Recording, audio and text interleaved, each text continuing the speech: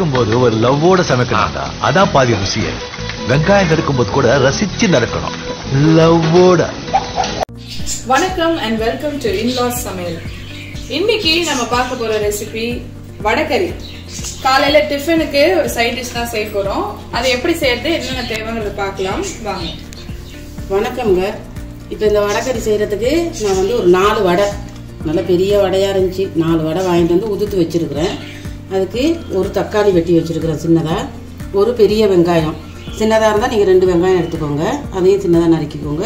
தாளிக்க கொஞ்சம் கருவேப்பிலை, 4 பச்சை மிளகா. நம்ம நிறைய மசாலா ஐட்டம் போட மாட்டோம், அதனால 4 பச்சை மிளகா. இந்த வீடியோவை ஸ்கிப் பண்ணாமல் பாருங்கள். வாங்க எப்படி செய்யறதுன்னு பார்க்கலாம். இப்போ ஒரு சின்னதாக ஒரு சட்டி வச்சுட்டேன் அடுப்பில். அதில் ஒரு கரண்டி எண்ணெய் சேர்த்துக்கோம். நம்ம ஒரு கரண்டி எண்ணெய் சேர்த்து நல்லா எண்ணெய் காயட்டும். எண்ணெய் காய்ஞ்சிருச்சு. இப்போ கடுகு உளுத்தம் பருப்பு ஒரு ஸ்பூன் சேர்த்துக்குவோம். இப்போ நல்லா பொரிஞ்சதும் கடுகு அதுலேயே கட் பண்ணி வச்சுருக்க 4 பச்சை மிளகா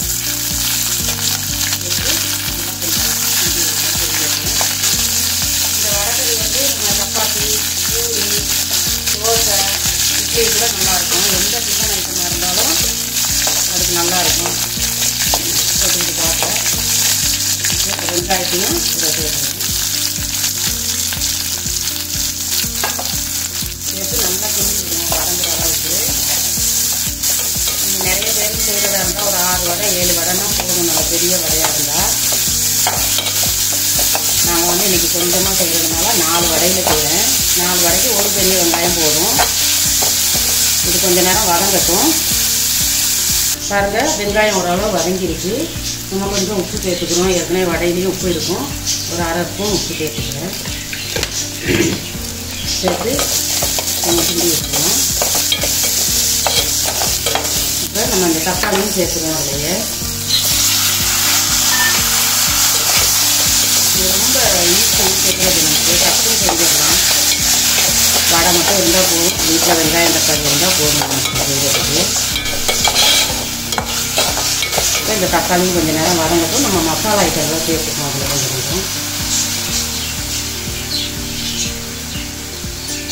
ஒரு 1/4 ஸ்பூன் மிளகுத்தூள்,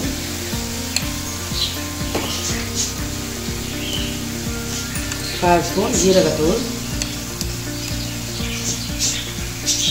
காரம் நிறைய போட்டுறாதீங்க. ஒரு 1/2 ஸ்பூன் மிளகாத்தூள்,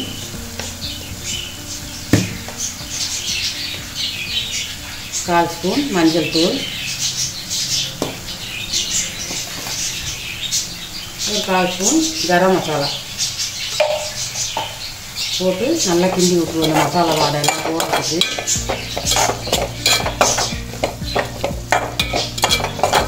கொஞ்சம் நேரம் வதங்கட்டும். அப்படியே இந்த தக்காளி வெங்காயம்லாம் வதங்கி இந்த மசாலா வாடை போகிற வரைக்கும் ஒரு 2 நிமிஷம் இருக்கட்டும். பாருங்கள், இப்போ நல்லா இதெல்லாம் வதங்கிடுச்சு. இந்த ஸ்டேஜில் நம்ம இந்த வடையை போட்டுக்கிறோம். உதுத்து வச்சுக்கிறோம் வடையை. ஃபஸ்ட்டு நீங்கள் இந்த மாதிரி நல்லா பொடி பொடியாக உதுத்து வச்சுக்கோங்க. இப்போ இந்த வடையை போட்டுருவோம்.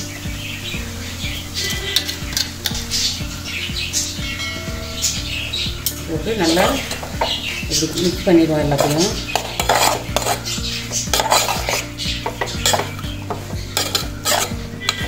எல்லாம் இந்த மசாலாவில் பிறந்து நல்லா மிக்ஸ் ஆகிடணும்.